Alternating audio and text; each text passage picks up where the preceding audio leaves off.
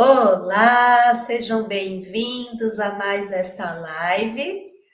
O nome é Reinvenção Profissional e eu e a Cecília nos reinventamos aqui hoje porque tivemos que improvisar a live, né? Então acho que já vem ao encontro do que vamos falar, né, Cecília? Ela puxou, né? Nós moramos no mesmo condomínio, né? E o meu vizinho com furadeira. Eu falei, Cecília, acho que eu vou ter que ir para sua casa para que a gente possa fazer a live juntas. E aqui estamos. Eu agradeço muito a Cecília. Ela é especialista em transição de carreira e ela vai nos dar muitas dicas hoje, tá? De como que a gente consegue fazer esse processo de uma forma natural. Ela também conhece, ela é fundadora da escola que tem uma metodologia chamada Enneagrama. Isso mesmo. Então, estou muito curiosa para conhecer essa metodologia que facilita todo o nosso processo de transição profissional. Então é com você, Cecília. Eu gostaria que você falasse um pouquinho de você e depois como é que a gente consegue fazer essa transição. Bora lá. Então, primeiro também, gratidão pelo convite. Eu fiquei muito feliz ao te conhecer, né? Saber que você trabalha com empreendedorismo digital, que vai super de encontro com o que eu faço também. E acredito que desta live vai nascer muitas outras coisas juntas. A gente tem com certeza. tanto a área como eu atuo, como a área que você atua, ela tem muita afinidade, né? E o apoio pode ser mútuo. E dentro do digital, principalmente, né, que é algo tão novo e tão desafiador para muitas pessoas, eu acredito que a gente tem uma pessoa pertinho que ajuda E isso. foi muita coincidência, viu, gente? Porque assim, a gente estava aqui no parquinho, nós temos a filha com o mesmo nome, na mesma escola, com quase a mesma idade. Diferença de um ano, né? E aí eu puxei, né, papo com ela, falei, nossa, ela também tá na escola da minha filha. E aí foi que a gente se conheceu. Falei, então você vai fazer a próxima live comigo, e ela também toda empolgada. Então eu quero conhecer o seu trabalho. Então, bora lá. Falar um pouquinho de mim. Eu sou engenheira agrônoma de formação, tá? Me formei, atuei por 18 anos como engenheira no agronegócio. Fui executiva de multinacional, trabalhei na Bayer muitos anos. E o meu processo de transição de carreira, ele começou há 6 anos. Há 6 anos atrás. Eu já estava num momento, vamos dizer assim, bem estabilizado dentro da empresa, galgando cargos, né, fazendo carreira dentro da empresa, mas de repente eu comecei a me ver naquela situação onde não me sentia mais realizada. Não era o salário, não eram os benefícios, não era aquilo que me fazia sentir realizada. Eu estava já tendo problema de burnout, tendo problemas de saúde mesmo, uma estafa mesmo mental, corporal, e eu me via ali presa, condicionada ao salário, ao status, aos benefícios, às situações que aquele emprego me proporcionava. E eu parti realmente para uma busca do que fazia sentido para mim. Confesso que nessa busca eu dei muita cabeçada. Fiz muita coisa errada, justamente por não ter uma orientação, por não ter um plano, por não ter um caminho a seguir. E aí foi quando eu comecei a buscar o autoconhecimento, a entender o que realmente fazia sentido para mim, entender as escolhas que eu tinha feito, entender o que era realmente importante, o que eu queria para o futuro, para eu não cometer os erros que eu já tinha cometido. E nesse processo de busca do autoconhecimento, eu encontrei o Enneagrama, que é uma ferramenta fantástica de busca de autoconhecimento para quem realmente quer se conhecer de verdade. Não é receitinha de bolo, não é teste, não é nada disso, é uma coisa muito profunda. E dentro do conhecimento do Enneagrama, eu fui me apaixonando pela ferramenta. Eu fui me apaixonando porque é realmente instigante você se conhecer e ao mesmo tempo que ela permite você se conhecer, você vai melhorando suas relações, você vai conhecendo as pessoas com quem você convive. E eu fui aprofundando nisso até que eu resolvi fazer formação, né, nessa ferramenta. E nesse processo eu acabei me despertando para ensinar. Olha que bacana. A ensinar Enneagrama. E foi realmente um processo, porque ser professora era uma das crenças limitantes que eu tinha. Olha isso. Então foi muito interessante essa questão em si, porque quando eu, lá atrás, eu fui prestar vestibular, eu queria prestar vestibular com alguma coisa nesse sentido. E me foi dito, né? Eu cresci ouvindo isso e me foi dito que se eu fosse professora eu ia morrer de fome, porque o salário era muito ruim. Então você rompeu barreiras aí, realmente, né? Acreditar que por muitos anos eu oprimi esse desejo de ensinar e essa habilidade que eu tenho por acreditar que era ruim, era algo que não me traria estabilidade financeira, não me traria prosperidade, sucesso, realização. Que bacana. E a nossa história é parecida aí também, porque eu com 15 anos fiz magistério e também não fui para lecionar. Eu entrei no banco com 17 anos e fiz toda a minha carreira lá. Eu fiquei por 16 anos. E é também agora, faz 10 anos que eu leciono em faculdade. Então, olha só, eu voltei com aquele propósito que eu tinha inicial de lecionar, assim como você, né? Exatamente. Quando eu comecei a fazer o resgate da minha criança, e aí vem, né, o que você gostava de brincar, o que você gostava de fazer? E eu brincava de escolinha, eu punha minhas bonecas sentadas, então, assim, era algo que eu gostava. E durante toda a minha carreira como engenheira, os principais feedbacks que eu recebi durante a minha trajetória era a minha facilidade de apresentar, de comunicação mesmo, né? E eu sempre reprimia isso. Reprimia. Que interessante. Então, foi realmente de 6 anos para cá que eu decidi partir para ensinar. E aí eu comecei a trabalhar com treinamentos. E durante um bom tempo eu trabalhei em parceria com um outro instituto, que já era um instituto consolidado, que já tinha treinamentos. Então, o meu treinamento entrou como parte do portfólio desse instituto, que foi bacana, porque me trouxe uma bagagem bacana trabalhar junto com eles, entender esse universo de cursos comportamentais, porque lá também eu acabei fazendo a minha formação em coaching, a minha formação em PNL, que me ajudaram muito dentro desse processo e que hoje eu utilizo dentro dos cursos que eu ministro. E foi no ano passado que eu fundei a escola. Que agora ela é totalmente digital. É totalmente digital, é a Escola Brasileira de Enneagrama, é uma escola de formação de treinadores em Enneagrama. Olha que... você forma as pessoas para ensinarem. É a trajetória que aconteceu comigo. Então, eu atalho o caminho das pessoas. Óbvio que eu tenho dentro da escola cursos para quem quer conhecer o Enneagrama, para quem quer utilizar o Enneagrama para o seu próprio autodesenvolvimento.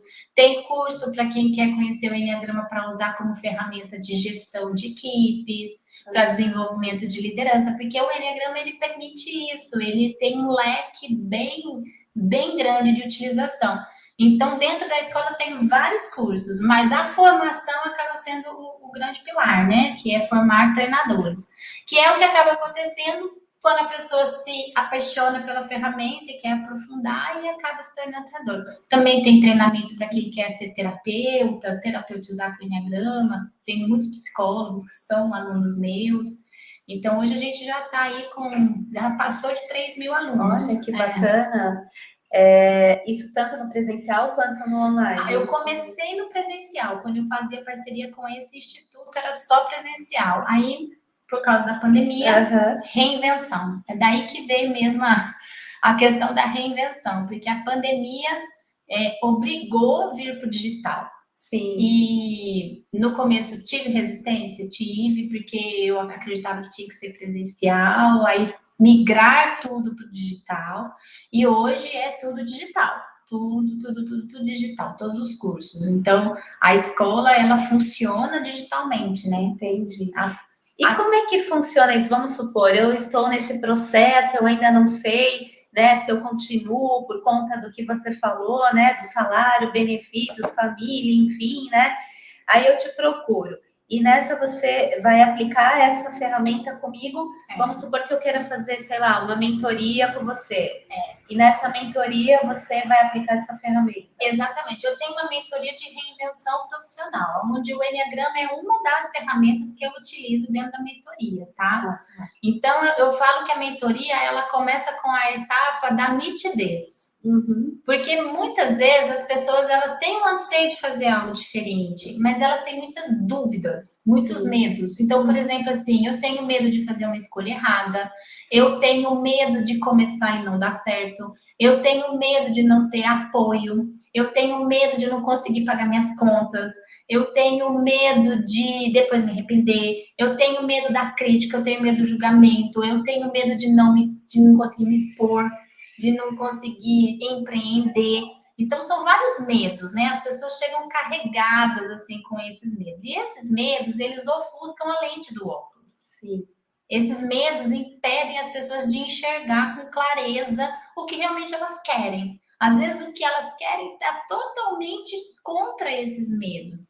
E, às vezes, a pessoa, ela nem quer sair do trabalho que ela está.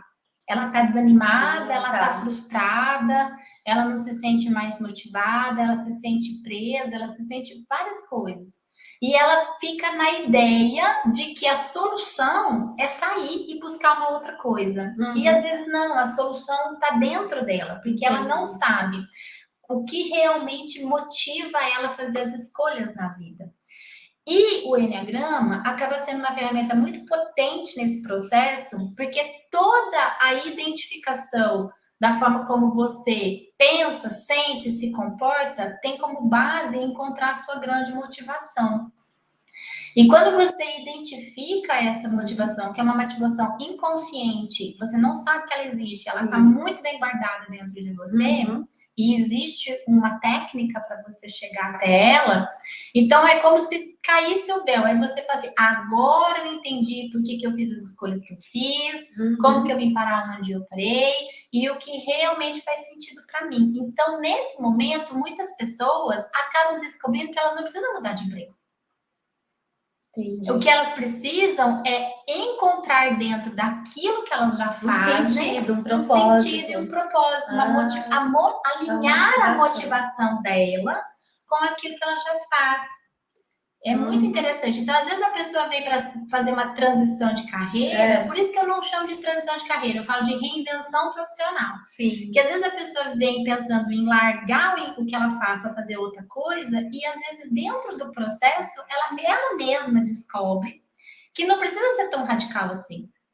Como também tem pessoas que chegam no que eu falo que é a virada total, porque aí ela realmente chega à conclusão que o que ela está fazendo não tem nada a ver com ela, que ela está seguindo um script da vida que não é o da vida dela, deram para ela um script para ela seguir, ela está seguindo, e aquilo foi enfiado na cabeça dela, que era o melhor, que era o que ela tinha que fazer. E aí, nesse caso, eu conduzo a pessoa, porque daí a gente sai desse estágio de nitidez e a gente vai para o estágio de construção de uma vida com sentido e significado. Entendi. E aí eu venho com outras ferramentas, que é a ferramenta de coaching e ferramenta de PNL, para a gente poder trabalhar em cima desse plano de vida que a pessoa vai construir. E aí, dentro do que a pessoa traz, né, para mim de informação, de questões financeiras, se ela tem reserva, se ela não tem, se ela depende desse emprego que ela está hoje para poder fazer esse movimento, aí a gente constrói um plano dentro da realidade dela. Nossa, que incrível, né? Então, olha só, quantas pessoas que a gente vê que estão aí nesse processo e eles estão perdidos, né? Não tem ainda um direcionamento, e o seu trabalho faz com que a pessoa tenha essa descoberta interna, e ao mesmo tempo eu acredito que melhora também as relações interpessoais, ou seja, tudo na vida, não só a questão profissional. Né? Isso eu falo que são os efeitos colaterais, né? Só que são efeitos bons. Porque o que acontece? A partir do momento que você começa a se conhecer com tamanha profundidade, é impossível você não passar por um processo de transformação interna. Sim. Porque a gente trabalha aqui na escola com 3 pilares. que é o pilar da autoobservação. Então, assim, ok, eu entendi como eu funciono. Agora eu vou olhar para mim. Ok, dentro dessa autoobservação, vem o segundo pilar, que é o de análise e reflexão. Você vai fazer uma análise e vai refletir o que eu quero, o que eu não quero, o que serve, o que não serve. E aí você entra para o movimento, que é o terceiro pilar. Entendi. Então, nesse movimento, é impossível você não gerar transformações na sua vida. E quando você gera esse nível de transformação na sua vida, você afeta o meio onde você está. Certamente. Então, você acaba também promovendo mudanças no meio. E o meio, o que a gente entende como meio? As nossas relações, principalmente. Sim. Entendeu? Aí a gente até vê questões das pessoas que assim, nossa, melhorou meu casamento, melhorou minha relação com meus filhos, depois que eu comecei a fazer esse processo. Eu estava pensando no profissional, mas acabou melhorando em outros aspectos. Isso a gente ouve demais. Nossa, que bacana. E também, Cecília, é a Cecília Correia que eu tô falando, tá? É porque normalmente aparece o nome aqui embaixo, mas como nós improvisamos aqui, tá aparecendo só o meu, mas nós estamos falando também com a Correia. Cecília Foi coincidência Correia. também, também coincidência. Eu falo que na vida nada é coincidência, né? Nada é por acaso, o universo conspira a favor aí, para que as pessoas que tenham afinidades possam se encontrar, né? Exatamente. E eu também estou refletindo na minha vida profissional, porque assim, eu amava trabalhar no banco, sempre gostei, e eu trabalhava na área de comunicação e marketing, que é o que eu faço hoje, né? Mas aí eu fiquei 16 anos no banco. Com 14 anos de banco, parece que são ciclos na vida, né? Não sei se um ciclo abre, outro fecha, enfim, você que é especialista me fala um pouquinho disso. Mas nos 2 últimos anos, eu senti um incômodo muito grande. Parecia que eu não gostava de nada daquilo que estava lá. Parecia que nada daquilo fazia sentido para mim mais. Eu não sei se é porque eu já tinha, sei lá, feito muita coisa, já tinha aprendido, eu queria aprender coisas novas, porque eu sempre ficava, a cada 3 anos eu ficava no departamento, porque eu sou muito curiosa também, quero sempre estar aprendendo. Mas isso faz sentido, que a vida tem ciclos? Tem. Dentro dessa minha trajetória, eu acabei fazendo algumas especializações em psicologia, neuropsicologia, aprofundei no estudo do comportamento humano, e tem uma explicação, tem uma teoria que é a teoria de Maslow. Ele explica exatamente esse processo que você passou, que foi o processo que eu passei, e é um processo que toda pessoa, de um momento a outro, vai passar. Muda o momento, às vezes pode acontecer mais cedo, às vezes pode acontecer mais tarde. A gente percebe no dia a dia que está acontecendo cada vez mais cedo. Então, antes o que a gente chamava popularmente da crise dos 40, às vezes está acontecendo mais cedo. Eu já tenho pessoas com 30 anos de idade já nesse processo. Mas depende muito da pessoa. E qual que é essa teoria de Maslow? A teoria de Maslow é a teoria da necessidade humana. Então, a gente começa, e está muito relacionado à idade, tá? A idade, a maturidade e o que está acontecendo ao seu redor. Então, a primeira necessidade humana, que é a base da pirâmide de Maslow, é a necessidade básica. E o que é a necessidade básica? É a necessidade da sobrevivência. Então, o ser humano está preocupado com o quê?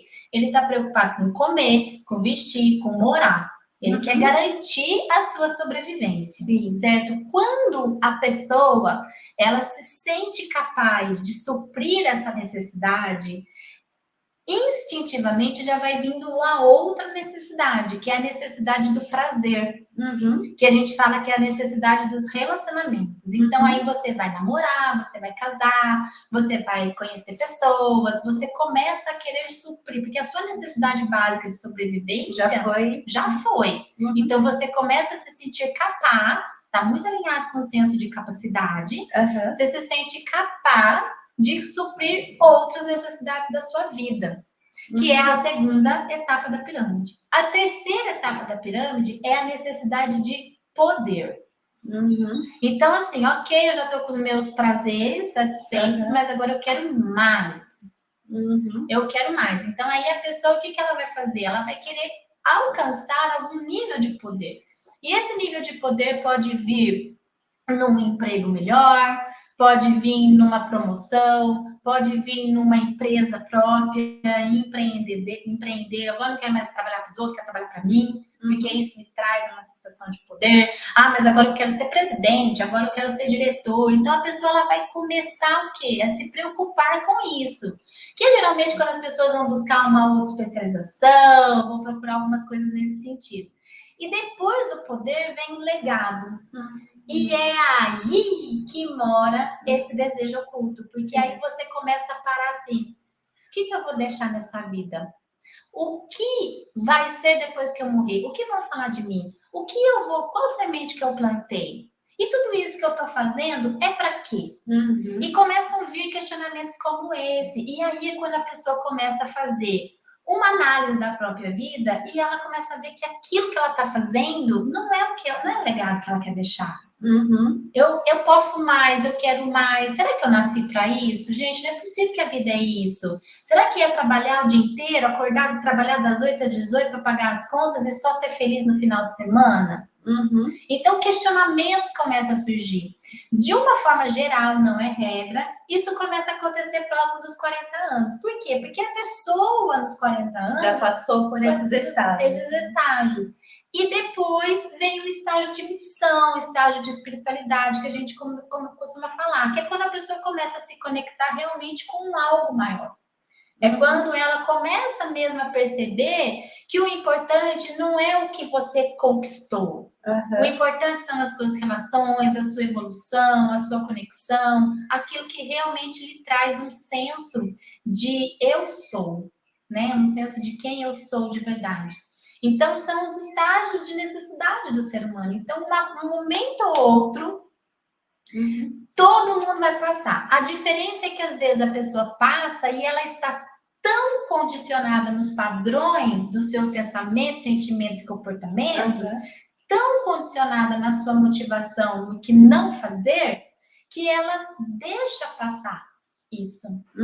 Ela não dá a devida atenção para isso e ela acaba se condicionando a uma vida que às vezes nem é a vida que ela queria, quando às vezes ela olha para trás e ela pensa nos sonhos, no que ela desejava quando ela era mais nova. Por quê? Por causa de uma estabilidade financeira, por causa de... E aí vem as histórias, né? A gente vai ouvindo as histórias. E depois se arrepende, né? Aí quando tá lá, que é o que eu costumo falar para os meus mentorados. Eu falo assim, que história você quer contar para os seus netos? Exatamente. Entendeu? Que história você quer contar para os seus netos sobre a sua vida? Exatamente. E é isso que eu falo um pouco com os nossos colegas professores, né? Que nós temos um legado incrível, né, para passar para a sociedade. Por quê? Porque a gente tem um conteúdo e para que a gente não fique somente na sala de aula, sabe? Para que esse conteúdo possa realmente ser multiplicado e alcance muita gente. E não somente os nossos alunos, que já é legítimo, né, em sala de aula da universidade, mas você vê, por exemplo, no semestre tem em torno de 400, 500 alunos. Quando a gente coloca um curso online, quando a gente consegue colocar um conteúdo no canal no YouTube, nas mídias sociais, enfim, quanto que a gente alcança? A gente alcança o mundo, né? Então, e esse vídeo, até estava falando com uma colega minha que fez a live passada comigo, eu falei assim, Solange, esse nosso vídeo vai ficar eternamente aí. Se o YouTube continuar, vai ficar eternamente. Então, nossos netos vão ver, nossos bisnetos. Exato. E isso é o legado, né? Isso é o legado. Tá falando. Eu falo que o digital, esse universo digital, que é um universo paralelo, né? Mas eu acho muito legal quando esse universo paralelo une pessoas aqui como a gente está hoje. Claro. É quando a gente começa a ter aquele senso de que realmente existe esse universo, entendeu? Ele é real, né? É real, né? Real. Só que eu falo que essa oportunidade do digital, ela veio para reinventar várias profissões. Sim. Mas uma das profissões que mais vai ser reinventada é a profissão de professor. Sabe por quê? Eu falo que a educação, ela vai se transformar dentro desse processo. E o professor, ele vai tomar o lugar que lhe é de direito. E quando a gente fala professor, a gente não está falando só do professor da escola, da faculdade, está falando do professor de uma forma geral. A educação, de uma forma geral, ela vai se redesenhar.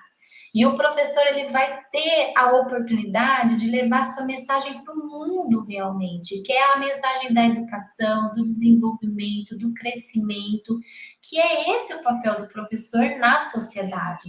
Desenvolver pessoas, permitir que as pessoas possam ir além daquilo que elas pensam que às vezes podem ir.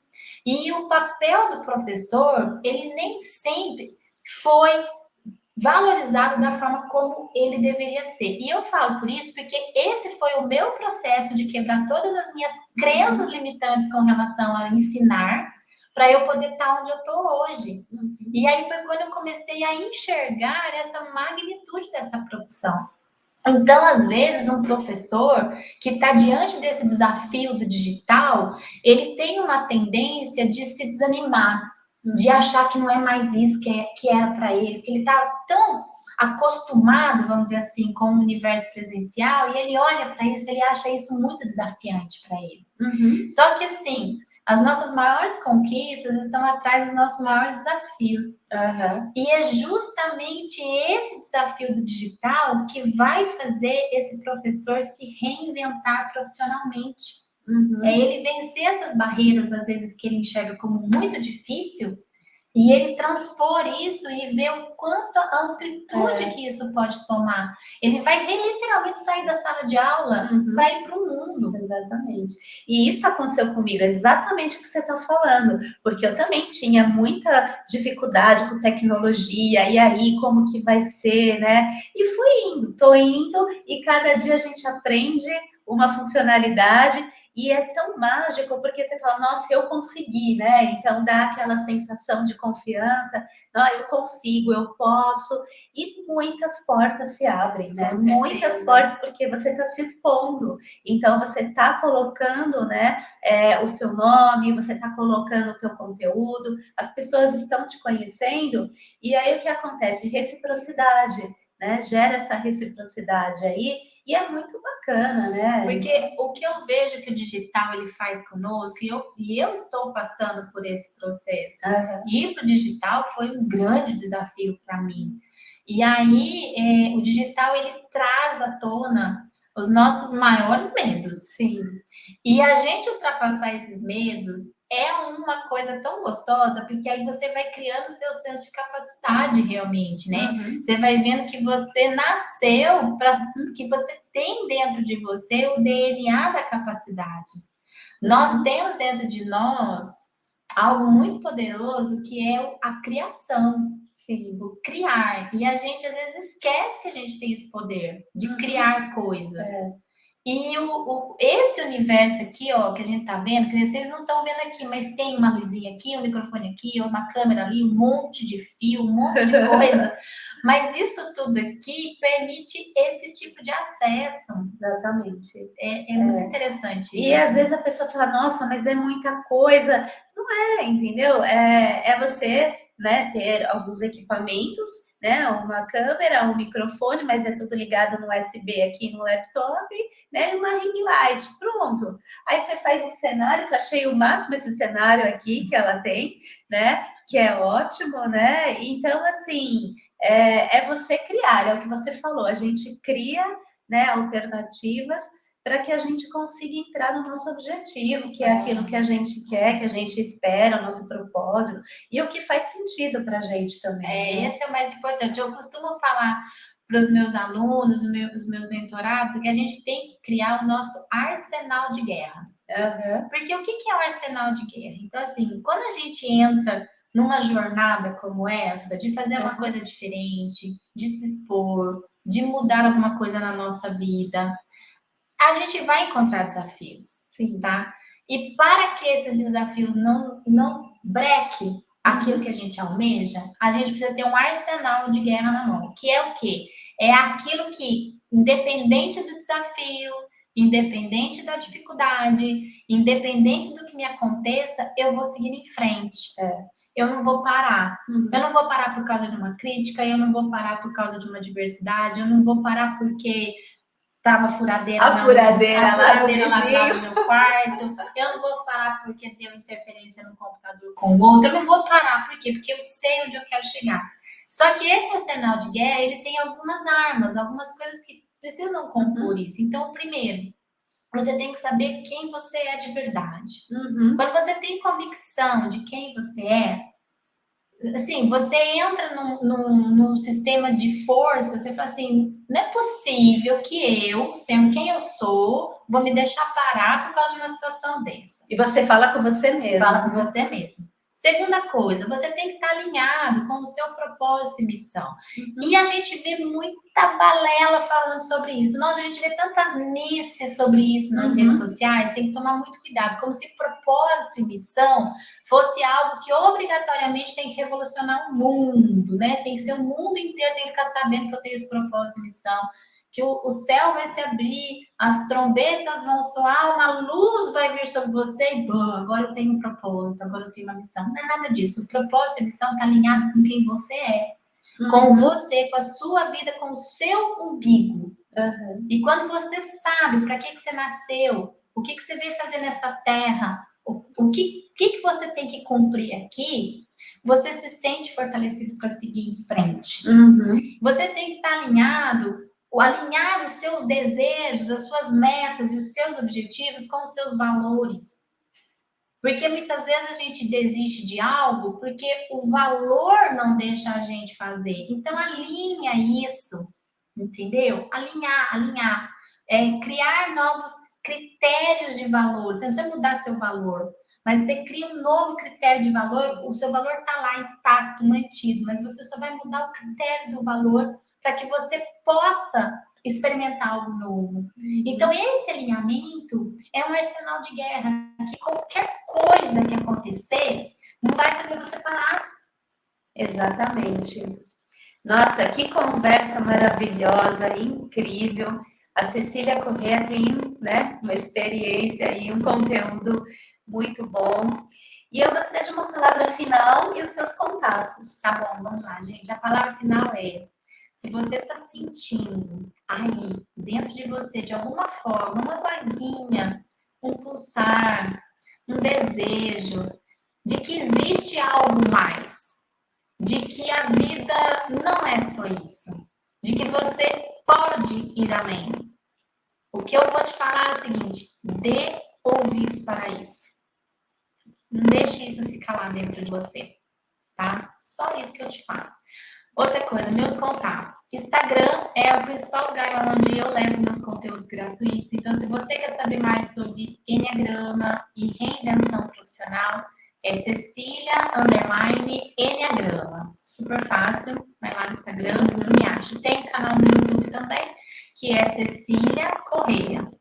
E a gente vai estar possivelmente aí fazendo mais coisas juntas. Com certeza. Falar também. Com certeza. Agradeço imensamente, Cecília. Aprendi muito e acredito que o nosso público também aprendeu, se desenvolveu, né?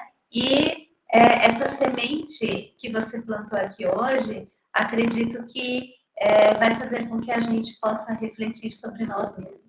Muito obrigada. Namastê. Gratidão para todos. Obrigada, gente. E até a próxima live. Obrigada pela sua confiança e sua audiência.